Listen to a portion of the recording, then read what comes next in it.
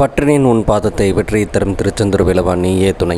அற்புத கீர்த்தி வேண்டின் ஆனந்த வாழ்க்கை வேண்டின் நற்பொருள் கூடுதல் வேண்டின் நலமெல்லாம் பெருக வேண்டின் கற்பகமூர்த்தி தெய்வ களஞ்சிய திருக்கை சென்று பொற்பாதம் பணிந்து பறிப்பு இல்லை கண்ட உண்மை. நம் ஜோதிட சொந்தங்கள் அனைவருக்கும் வணக்கம். இது ஸ்ரீ செந்தூரா ஜோதிடம் யூடியூப் சேனல். வாழிய நலமுடன் வாழ்க வளமுடன் வளர்க நிறைவுடன். நம்ம ஸ்ரீ செந்தூரா ஜோதிடம் யூடியூப் சேனலில் தினமொரு தகவல்கள், ஆன்மீக தகவல்கள், ஜோதிடம் சம்மந்தப்பட்ட பதிவுகள், ஜாதக அலசல்கள் அப்படின்னு நிறைய விஷயங்கள் பார்த்துட்டு வரோம். அந்த வகையில் இன்றைக்கி நம்ம பார்க்க போகிறதும் ஒரு ஜாதக அலசல் தான். இந்த ஜாதகம் ஒரு 3 வருடங்களுக்கு முன்னால் எனக்கு பார்வைக்கு வந்த ஜாதகம் தான். மீண்டும் ஒரு 2 நாளைக்கு முன்னாடி வந்தது. இப்போ 3 வருடங்களுக்கு முன்னாடி வரும்போது என்ன கேள்வினா, ஜாதகருக்கு குழந்தை இல்லை அப்படிங்கிற கேள்வி. ஸோ அப்போ நம்ம சில வழிபாடுகளும் சில கோவில்களும் சில தாந்திரிக பரிகாரங்களும் சொல்லியிருந்தப்போ அவங்க செஞ்சு குழந்தை கிடச்சிருச்சுன்னு சொன்னாங்க. அதுவே மகிழ்ச்சி தான். சரி, இப்போ என்னத்துக்காக வந்திருக்கு அப்படிங்கிறத நம்ம பார்க்கலாம். இப்போது இந்த ஜாதகர் ஒரு ஆண் ஜாதகர். பிறந்த தேதி 25/4/1988 8:05 PM ஈரோட்டில் தான் பிறந்திருக்கிறாரு. இந்த ஜாதகம் ஸ்க்ரீனில் பாருங்கள். லக்னமாக வந்திருக்குது விருச்சிக லக்னம், ராசியாக வந்திருக்கிறது சிம்ம ராசி, மக நட்சத்திரம்.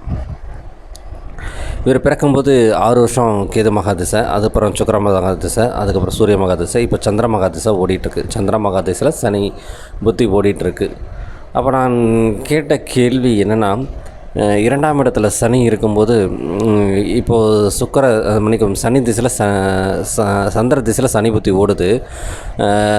பேச்சுகள்லாம் ரொம்ப கடினமாக வருதா, ரொம்ப ரஃப் அண்ட் டஃப்பாக பேசுகிறாரா, மூர்க்கத்தனமாக இருக்குதா, அப்படி இல்லாட்டி அமைதியாக பேசினாலும் சுருக்குன்னு குத்துற மாதிரி பேசுகிறாரான்னு கேட்டேன். ஆமான்னு சொன்னாங்க. அந்த ஜாதகருடைய அப்பா தான் ஜாதகத்தை கொண்டு வந்தார். அவர் அமைதியாக தான் இருந்தார். இது கேட்டவுடனே அவரே கண் கலங்கிட்டார்.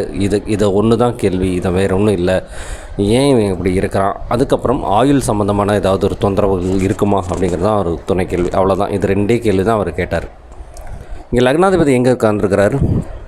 3ஆம் இடத்துல ஆட்சி பலம் பெற்று உட்காந்துருக்கிறார். 3ஆம் இடம் இளைய சகோதரம். அங்கே போய் உச்சம் பெற்று உட்காந்துருக்கிறார். காரகோ பாபா நாஸ்திங்கிற அமைப்பில் எடுத்துக்கிட்டாலும் சரி.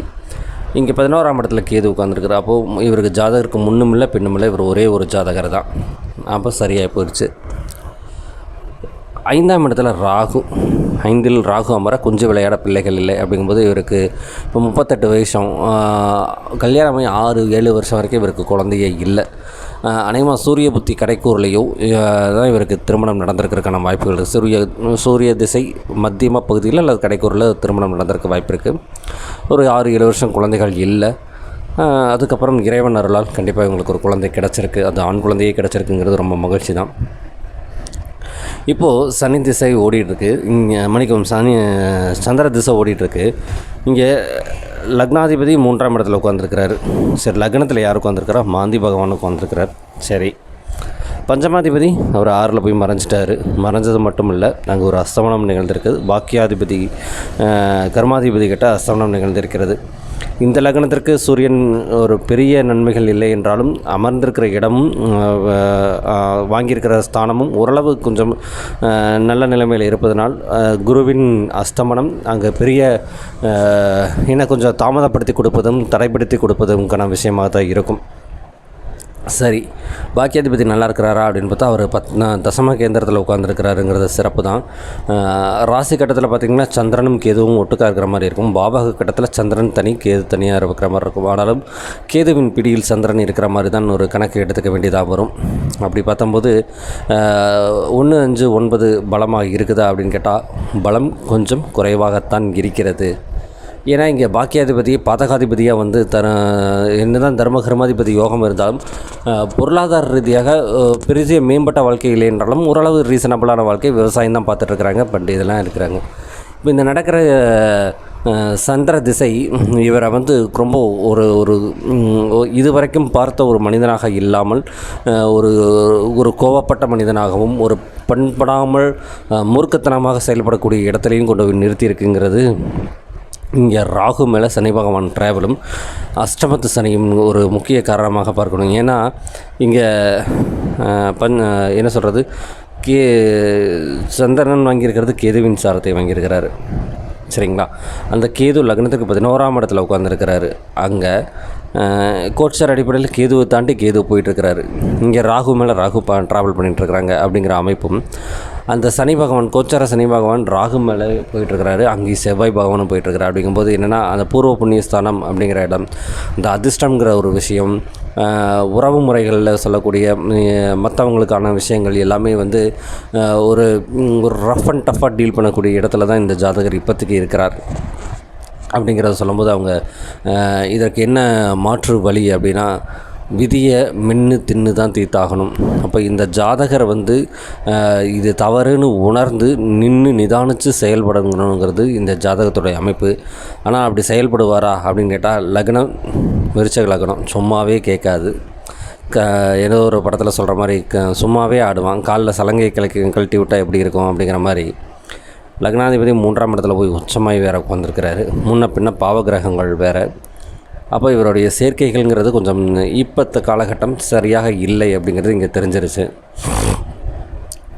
அப்படி இருக்கும்போது இந்த ஜாதகர் மனசு வந்து திருந்தி ஓரளவு நியாயமான நடவடிக்கைகளை மேற்கொண்டால் இந்த ஜாதகம் கொஞ்சம் நல்லபடியாக தான் இருக்கும். ஆயிலை பற்றி ஏதாவது கேட்டார், அதுக்கு ஒன்றும் பதிலே சொல்லு அப்படின்னு சில பேர் கேட்கும்போது, ஆயிலுக்கு ஒரு தோஷம் இல்லை தற்சமயம். ஏன்னா அட்டமாதிபன் ஆயுள் கேறாங்க, திட்டகேந்திரம் திரிகோணமிடர் தொட்டலக்னம் ஆகிலாங்க ஆயுள் தீர்க்காங்க. அங்கே அட்டமாதிபதியான புதன் மகன் உச்சம் பெற்ற சூரியனோட இருக்கிறார். அப்படிங்கும்போது இங்கே அது வந்து பெரிய மறைவு ஸ்தானமாக எடுத்துக்க வேண்டியது இல்லை அப்படிங்கிறது ஒரு கருத்து. ரெண்டாவது 8க்கு 8ஆம் இடமான 3ஆம் இடத்துல உச்சம் பெற்ற செவ்வாய்க்கு வந்திருக்கிறார், அவரே லக்னாதிபதியாக இருக்கிறார், அதுவும் ஒரு பிரச்சனை இல்லை.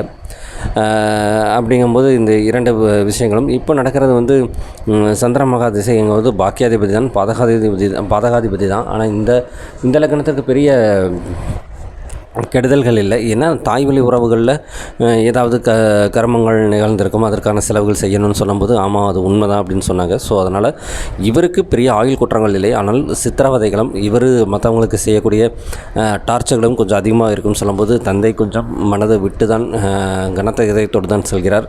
ஸோ இறைவன் நல்ல வழி கொடுக்கட்டும் அப்படிங்கிறத நம்ம இந்த ஜாதகத்துக்கு சொல்ல வேண்டியதாக இருக்கும். சரி, இது வரைக்கும் நமது ஸ்ரீ செந்தூரா ஜோதிடம் யூடியூப் சேனலை சப்ஸ்கிரைப் செய்த அனைத்து நல்ல உள்ளங்களுக்கும் நன்றி. இனி செய்யப்போகும் அனைத்து நல்ல உள்ளங்களுக்கும் நன்றிகளும் வணக்கங்களும் வாழ்த்துக்களும்.